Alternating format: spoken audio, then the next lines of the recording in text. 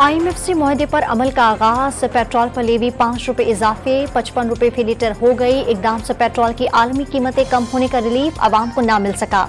वजीर खजाना ने डीजल की फी लीटर कीमत 7.5 रुपए बढ़ा दी।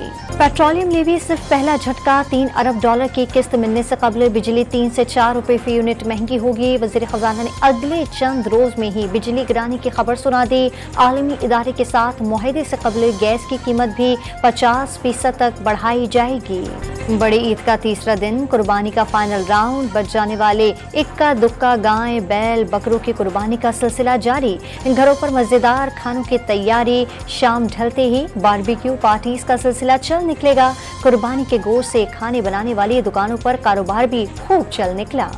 कराची में अलाइशों की सफाई की मजमूई सूरत हाल इत्मीनान बख्श। इक्का दुक्का इलाकों में सूरत हाल खराब होने की इतलात। लाहौर वेस्ट मैनेजमेंट कंपनी का अमला तीसरे दिन भी इन एक्शन। निगरां वज़ीर आला पंजाब मोहसिन नकवी का सूरत हाल पर इजहार इत्मीनान। इंतजामिया को शाबाश।